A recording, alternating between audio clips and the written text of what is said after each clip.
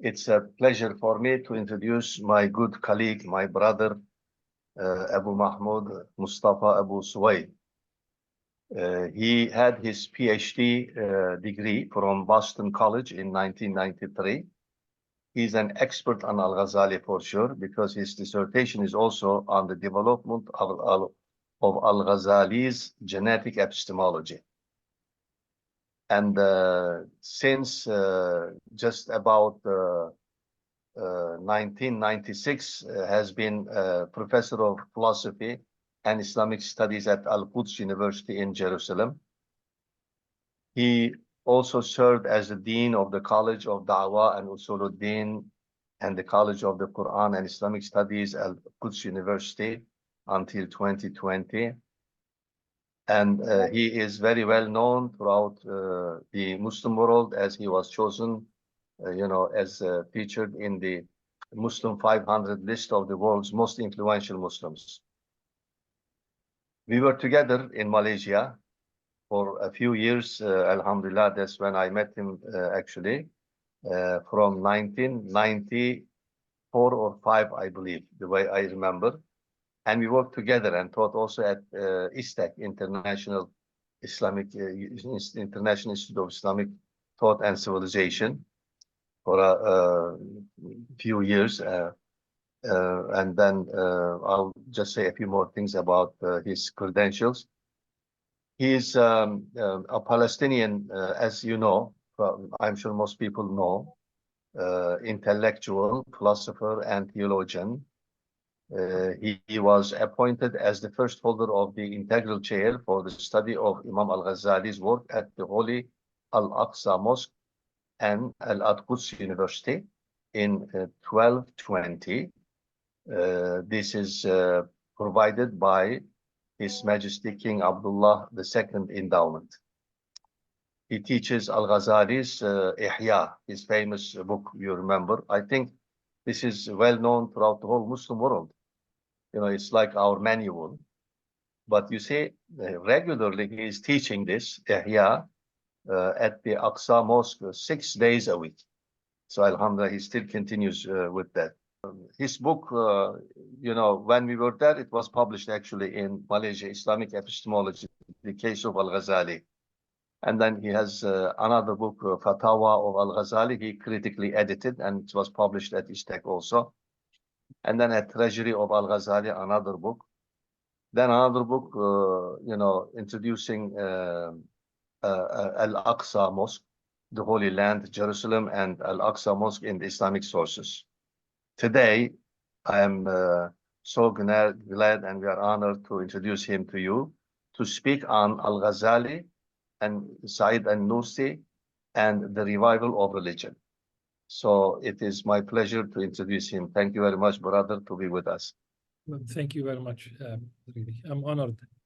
Bismillah ar-Rahman ar-Rahim. Alhamdulillah. Wa salatu wassalamu ala Rasulullah.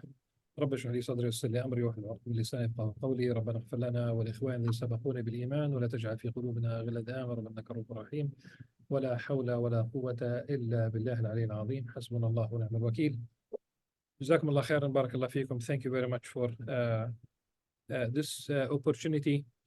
And I think already, inshallah, the fact that we reconnect with all those wonderful brothers with whom I have worked over the years on various things, but it's a good chance to be to refresh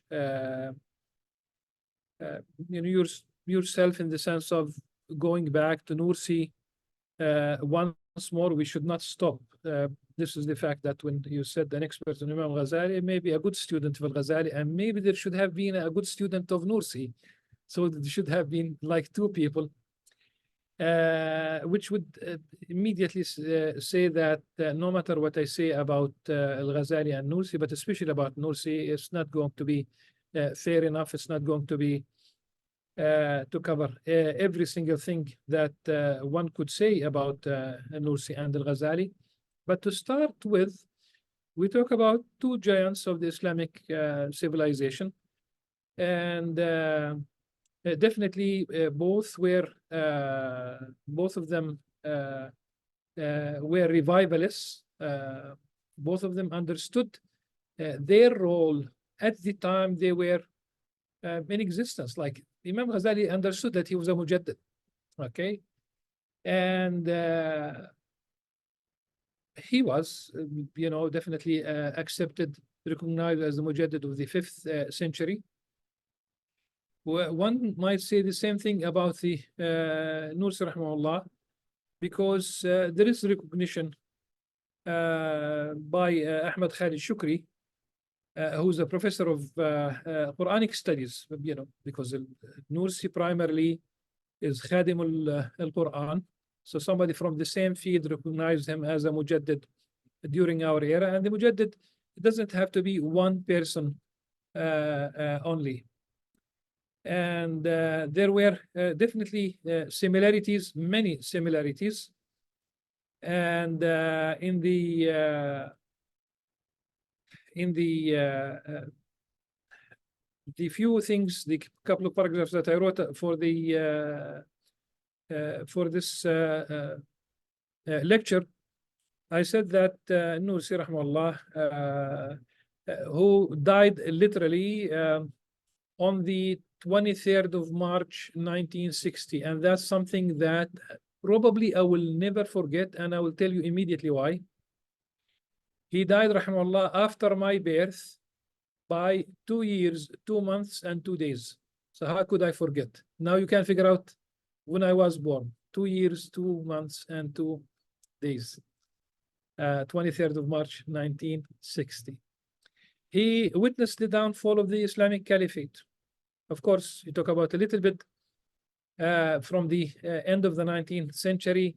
The onslaught on the Muslim world practically never stopped. But the new wave of colonialism, beginning with Napoleon Bonaparte, we talk about 1798 to 1801. That's not very far from the birth of Nursi in 1877. So he ultimately witnessed the downfall of the Islamic Caliphate.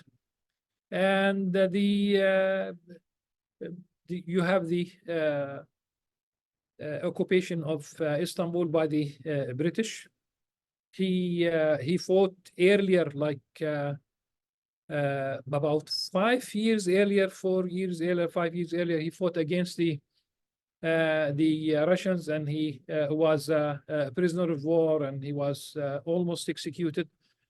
Same thing with the British. He fought against the British, and there was a revolt in Anatolia against the British occupation, and he died 12 years after the fall of Jerusalem in 1948 to the Zionists. He witnessed the advent of radical secularism, not only radical secularism, but you talk about atheism. During his days, atheism came from the Soviet Union, so it's important to understand the context. And today, radical secularism and atheism, they come from the West rather than Soviet. There is no Soviet Union, in fact. This is the end. By the end of 1980s, we talk about the end of the Soviet Union and the end of the Cold War. It's very important also to remember, if we have a chance later on to speak about Samuel Huntington's the Clash of Civilizations and Fukuyama's The End of History, because as long as we have mujaddidun in this ummah, revivalists, it will never be the end of history the way they think it is. In fact, it's their position is extremely poor, literally, and by understanding the reaction towards the onslaught of these currents from outside the Muslim world, we are going to ultimately see that it's the same for Imam al-Ghazali. Imam Ghazali saw that there was a challenge from outside, that was Greek metaphysics. He did not see a military challenge, the way Nursi saw the Ottoman Empire being hammered one war after the other. Imam Ghazali did not witness the formal end of the caliphate, if you will, though during his time one can speak about the poor state of politics. The Sultan, the Seljuk Sultans, Alparslan was definitely a remarkable Sultan. Remember that Imam al-Ghazali, during his days, there was the Battle of Malad Kurd in Anatolia, and there was a Roman Byzantine emperor who was taken as prisoner of war. So I don't think Imam Ghazali thought that there's anything serious coming from the outside, and this might explain why he did not speak about the Crusades. So there was a challenge from outside for both scholars. The challenge on the inside, you have the challenge on the inside in the sense of the intellectual currents that were playing, you know, the powerful really currents. And it is very formal in the Ottoman Empire and later on in Türkiye, as you call it today. Formal in the sense of changing the capital to Ankara, and I understand this the space of Ankara at the time devoid of the same topography, mosque topography, if you will. The horizon does not have the same minarets. When you land in Istanbul, what you notice always is that you have all these minarets dotting the horizon in Istanbul. Ankara, even today, still doesn't have the same aura like Istanbul. You talk about the prohibition of Islamic dress. Both people usually remember the hijab, as they call it. It's not technically a popular narrative in English, but also for men, the fez. Some men paid with their life for the fez. And at one point, even the followers, the students of Nursi, when the police wanted to arrest them, their own, head gear, if you will, their own prayer beads, their own, all these were considered like anti-secularism, anti-state, illegal, if you will.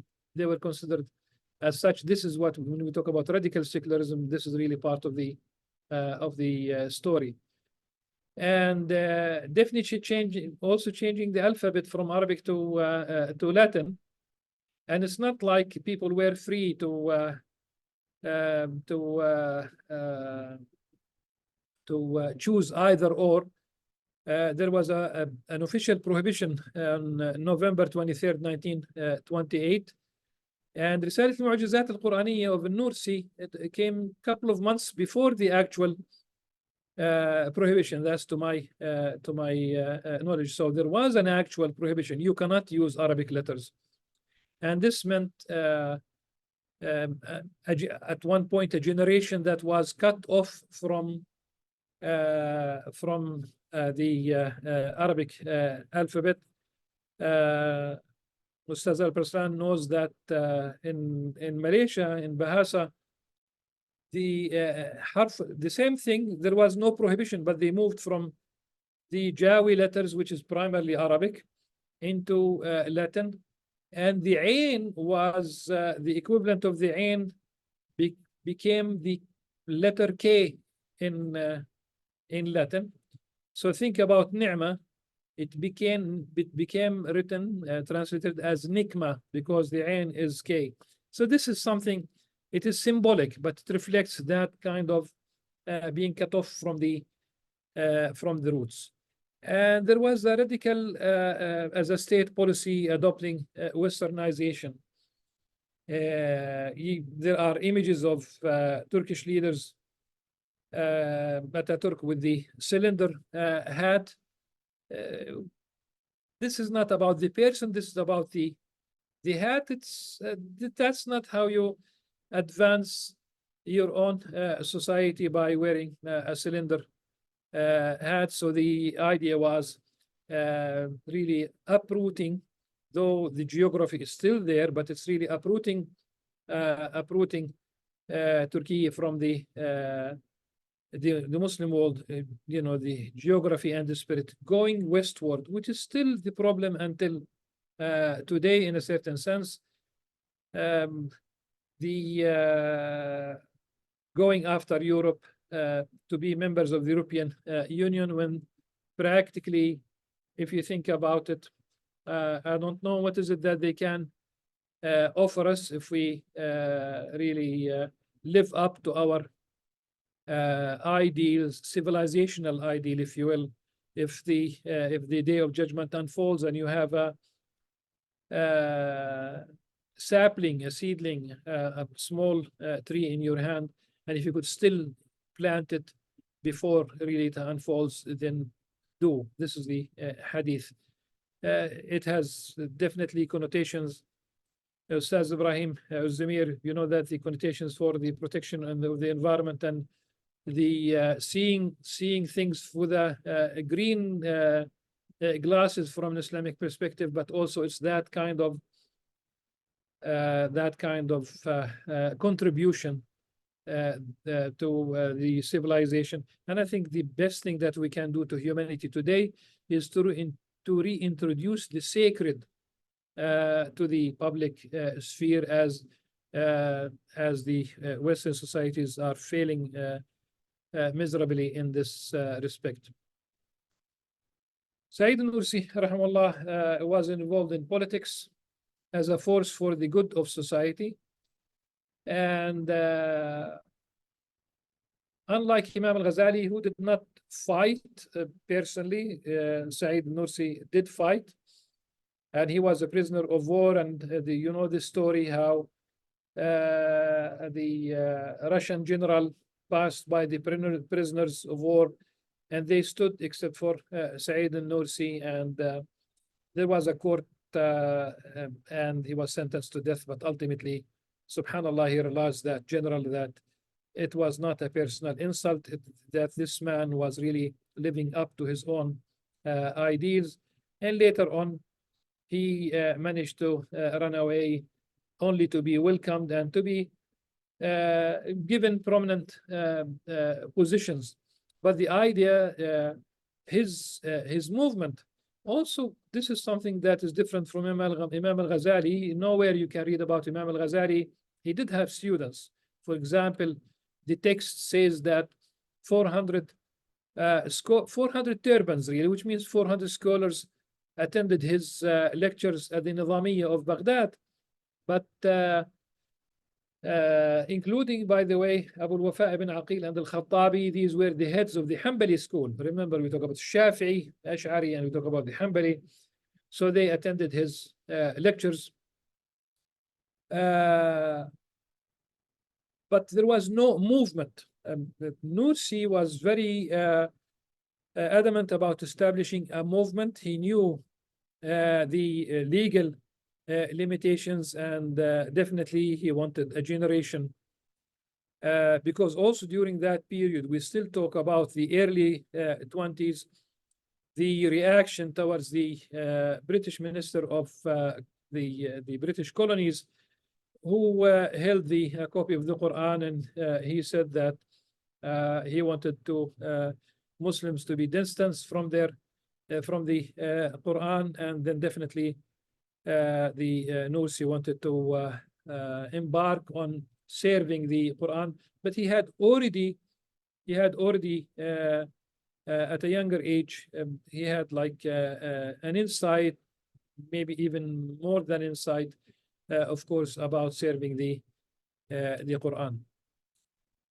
So his original involvement in politics was about the good of the society. He talked about good politics, if you will.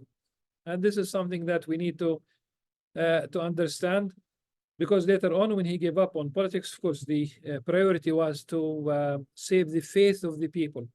I just think today, because in the, of course, when I read in the Arabic about the concept of mata', I mean, this is, politics was part of it. I mean, if I may just simply try to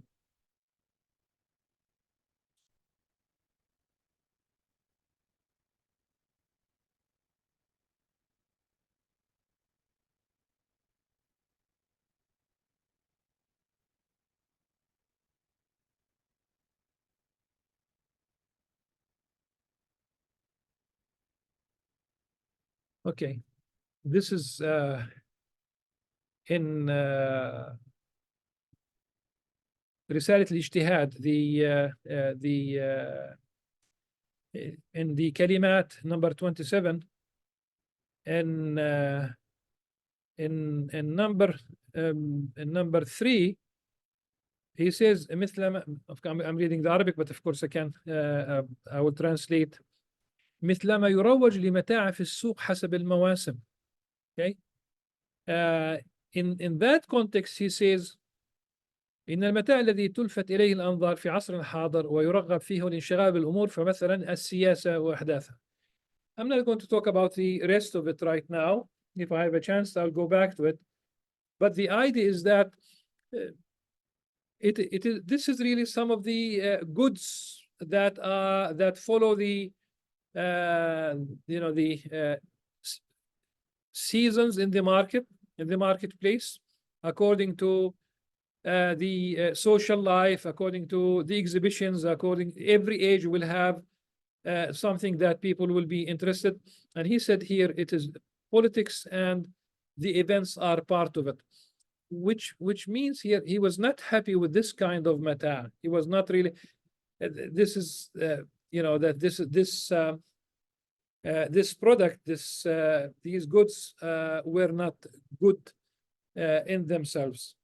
You can think today, this is Ustaz Al-Parslan, he knows that at ISTAC, Sayyid Muhammad Aqib al-Attas, he was not happy with certain social sciences, including political science. This is not to belittle political science, but this is something probably it might not be deep enough, if you will. So Nursi's interest in politics was in that spirit for the good of the society, but when it was not possible, he ultimately decided to tend to give up on this corrupt tide of political changes. And he had to save faith, ethics, and spirituality.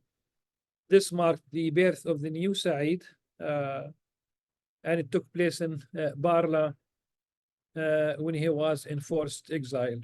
So he suffered from imprisonment, exile, remote villages, really, very remote villages, but that did not stop him really from his project of tending to the Qur'an, reflecting on the Qur'an and serving the Qur'an. And that's how he responded to realpolitik at the time. He did see himself, rahimahullah, as following Imam al-Ghazali, who the difference might be maybe is that Imam al-Ghazali, from the very beginning, he was part of the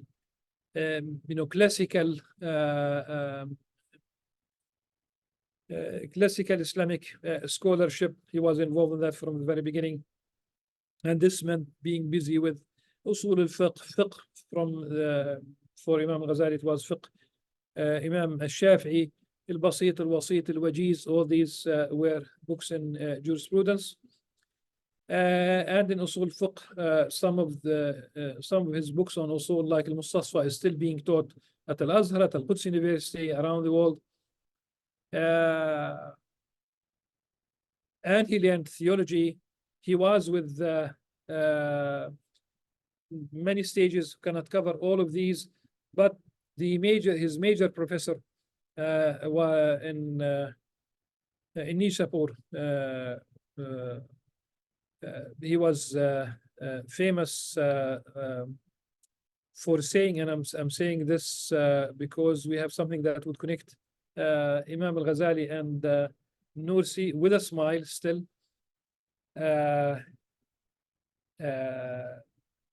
Wishing to die according to the faith of Ajaiz Nisabur. And both Al-Ghazali and Nursi use the same, this almost not exactly the same wording, but they thought that it was a hadith. Definitely Nursi thought it was a hadith, Deen al-Ajaiz. And of course, it's not a hadith, and this is where the smile comes, because even both of them would have that much also in terms of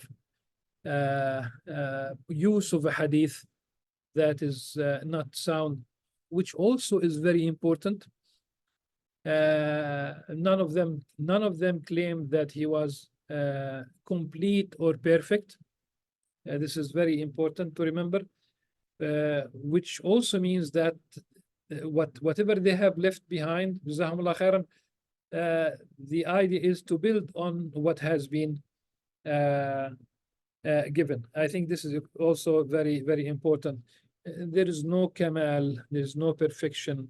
There is definitely, talk about anyone who revives means that he understands both the context and the text, but always, since we have never in Islam canonized exegesis, the interpretation of the Quran or the hadith, unless there is a direct prophetic tradition about that interprets, and that would be very little. And since it's an open enterprise, it means that the interpretation will continue with Allah Azza wa Jal. Allah subhanahu wa ta'ala will facilitate the path for many people to come until the day of judgment. Imam al-Ghazali, so we said that both of them understood there is a challenge from outside, different challenges. There's a challenge from the inside, secularism in the case of radical secularism, in the case of Nursi. For Al-Ghazali, it was not secularism at all. There was no secularism at the time. That was a non-issue. But internally, like from within the Muslim world, it was the Batinites. And the Batinites would mean reinterpreting the Islamic worldview. Reinterpreting the Islamic worldview in a way that really does not really leave the Islamic worldview intact. And if you think about secularism, when they reduce religion to family laws and the rest, politics, economics, so in fact the social order would be outside the realm of religion, except for that much, for marriage, divorce, and maybe also inheritance, maybe waqf, maybe not in every place. So religion was reduced really through secularism, and people were given the option, and they were even kind of pushed away from that much, even family law and classical family, which is now being challenged all over the world. During the time of Nursi, there were those who literally distributed books to advance secularization. Okay, today we have Western governments that officially, I'm not talking about NGOs, that's also there, and I'm not talking about individuals, that's also there. There are those who advocate radical atheism, but there are certain Western governments that advocate a reinterpretation, also rewriting the Islamic laws, the very little that we have in most of these countries about the who is basically to get married. It used to be through thousands of years, a man and a woman, and now there is a pressure not to keep that, to allow more room, if it's not official, at least to create the space. And it's quite unfortunate. I thought that we have as Muslims that we have that we could cooperate with the Catholic Church, with the Vatican on this issue. I thought that we are on the same side. Lately, the Vatican officially, they started softening their position.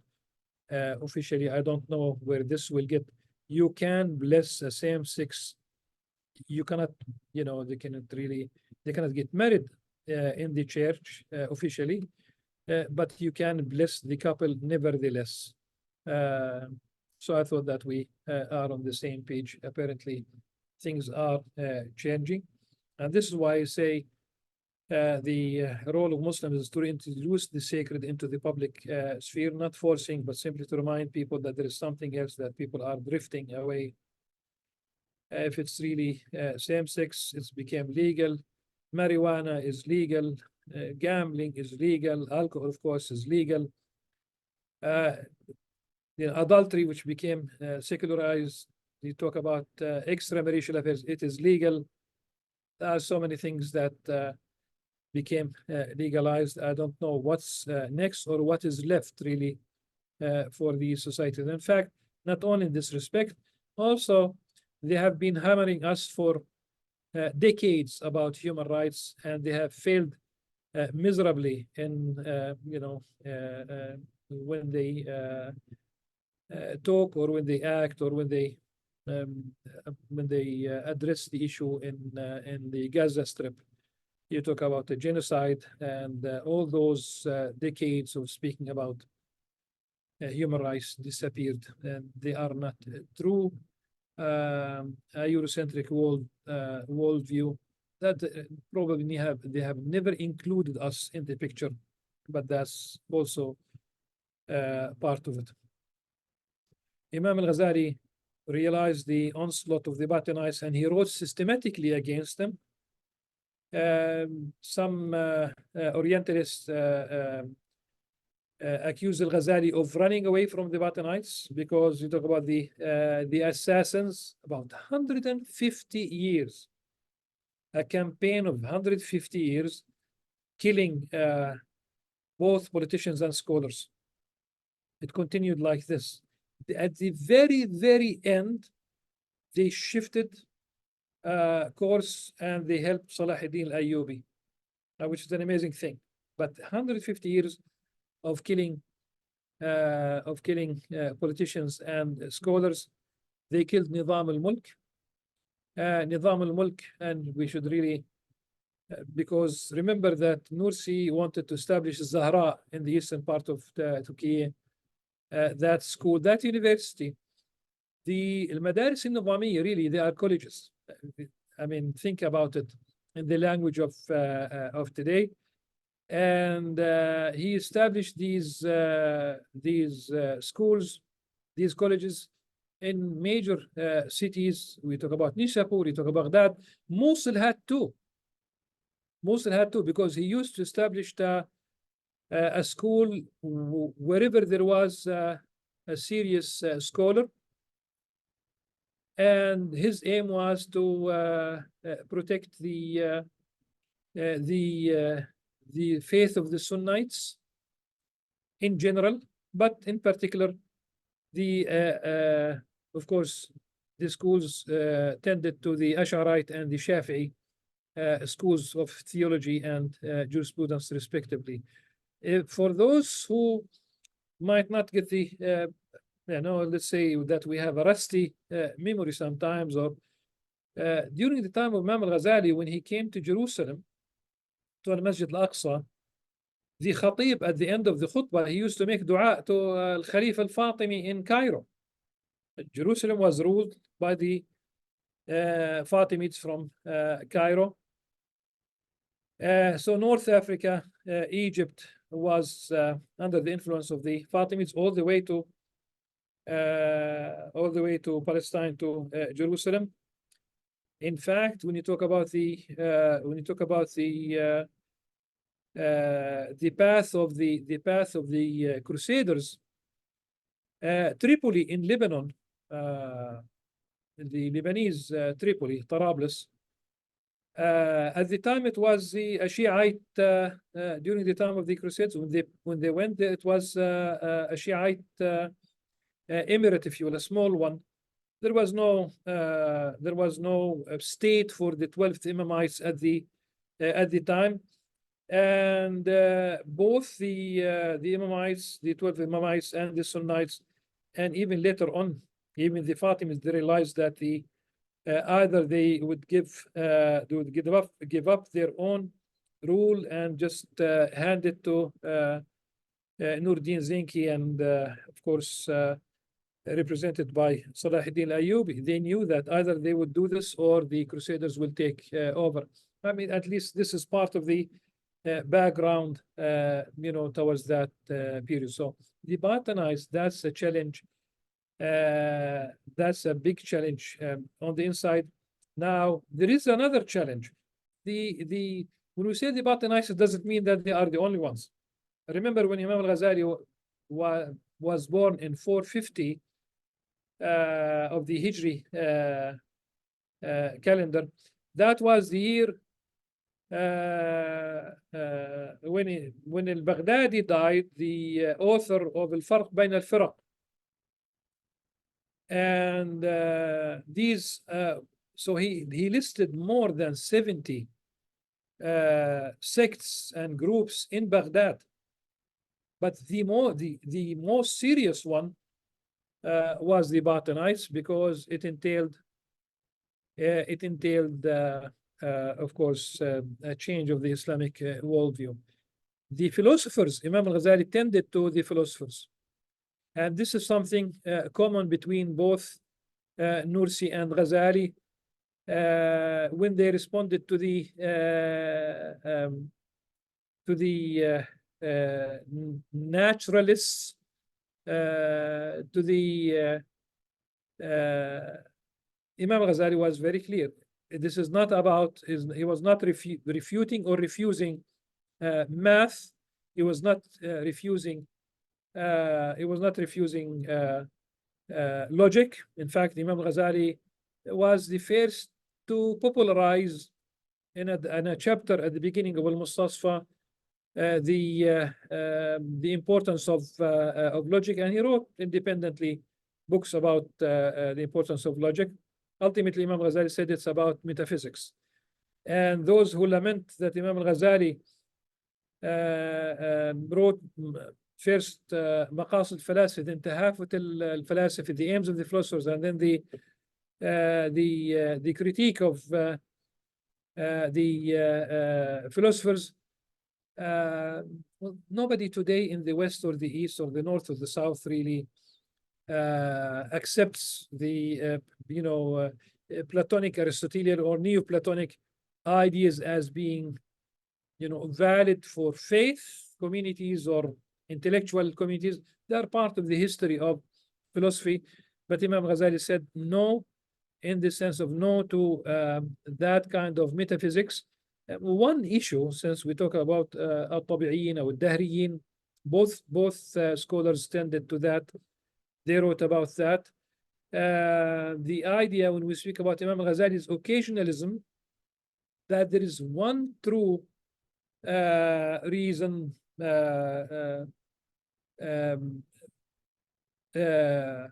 for this universe, and it is Allah subhanahu wa ta'ala.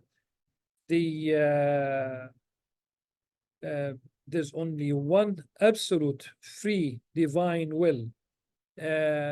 So it was not really subscribing to chaos, that there is no cause effect, that the only true cause is basically Allah subhanahu wa ta'ala. And this means when we talk about free this is against what the Mu'tazilites, say sometimes, that Allah subhanahu wa ta'ala has to. If he said this, then he has to. No, it is absolute, then it is not conditioned. Allah subhanahu wa ta'ala is behind the order in the universe. It is orderly, but in terms of why things happen, they do happen at the, it's not a coincidence, but the let's say the timing, things happen at the same time. Just think about the story of Sayyidina Ibrahim alayhi salam, when he was tossed into the fire. If the cause effect was absolute in nature, with no room for divine interference, then Sayyidina Ibrahim alayhi salam should have been burnt in that fire. Allah subhanahu wa ta'ala caused that fire to be cool. Ya naru kuni bardan wa salaman ala Ibrahim. It goes on and on. So both of them faced the external, the internal, but there is another internal, which is probably, when I say the most important, because it revolves ultimately about the ana, the ego. Nursi wrote systematically in a beautiful way. Imam Al-Ghazali wrote systematically in a beautiful way about the ego. The ana is extremely problematic, and in fact, I think the writing. I think we should read something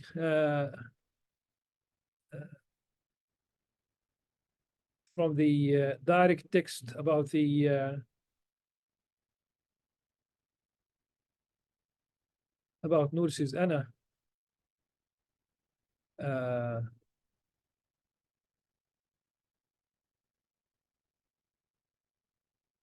No.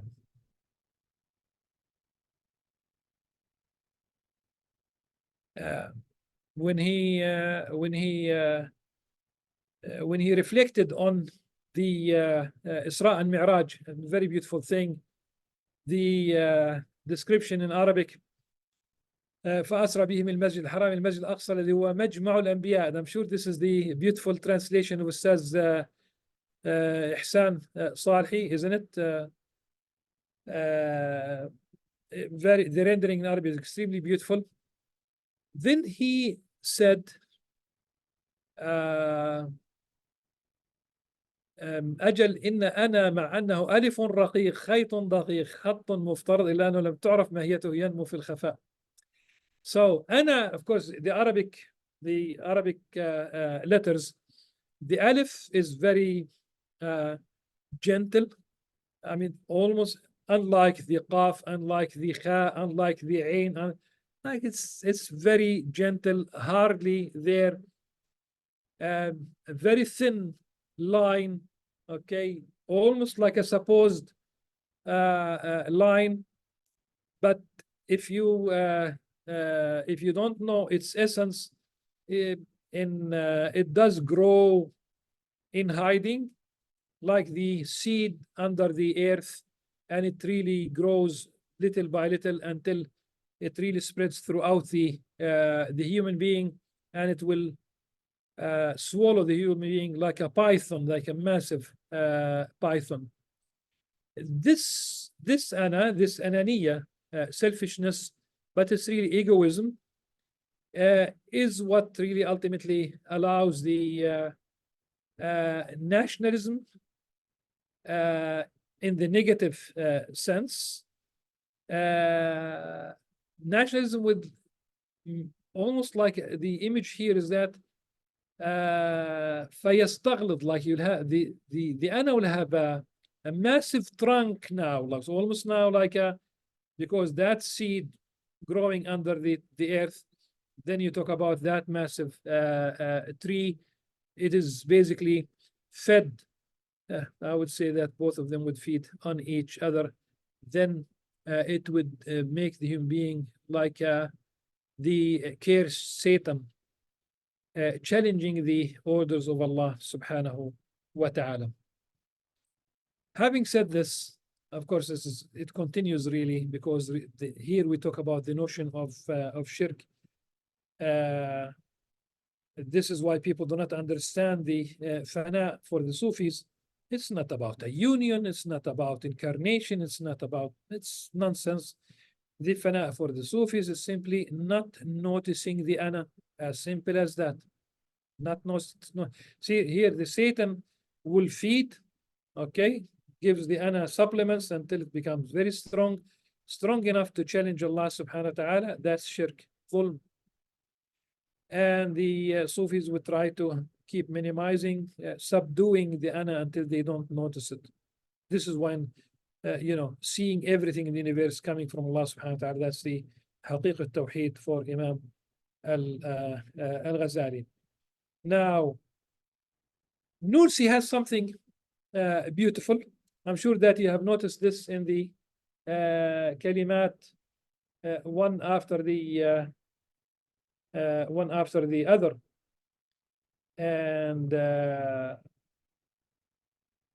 many examples came from the army, particularly the notion of the corporal, the jundi, the smallest unit, lowest rank, if you will.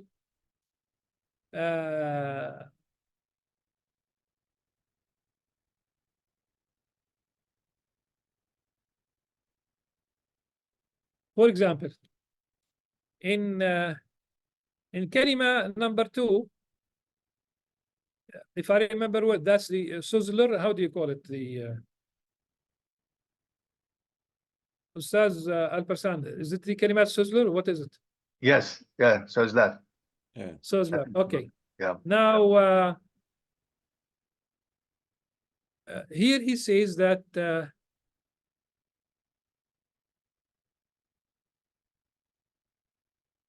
that all those who are born, both animal and human being, فهي سوقة تجنيد عسكرية وتسلم سلاح وتسنم وظائف وواجبات، فكل كائن إنما هو موظف وجندي مسرور. He speaks about basically every human being. It is the right path. It is organized under the sharaf al-jundiyya, the honor of being a soldier. But let me put it this way. We have so many examples, one after the other, because we have 2 soldiers, okay? One of them will carry the provisions and the arms and what have you, and going on the right path, and the other one will not carry, okay, because thinking of traveling light, like you don't need to obey. Is that what it is?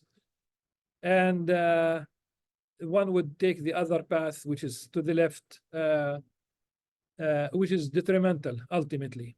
But let's basically remember that he borrowed this example from the language. Really reflects knowledge of the army, but it's the jundiyya. And the second one, who is described as shaqi, mankud, he's unhappy. Tarak al-jundiyya, he is not a soldier. Jundiyya here basically is about obedience. ولم يرد الانتظام والالتزام, does not want to be orderly, obedience and commitment. But ultimately it's one of them, the one who follows jundiyya, is the one who goes on the right path. The kalima number 5, number 3 has jundiyya, number 5 has the jundiyya again. He spoke about the World War I.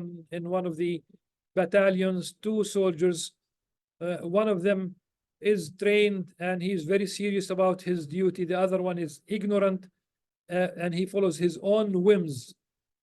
There are more in kalima number 6 also. The jundiyya is there, and he says here, now it really appears in number 6. He says إذا أردت أن تعلم أن بيع النفس والمال الله تعالى this is really إن الله اشترى من المؤمنين أموالهم وأنفسهم. This is exactly, if you know, this is like Allah subhanahu, this, you are selling your soul, you are selling your property to Allah subhanahu wa ta'ala, who really owns them in the first place.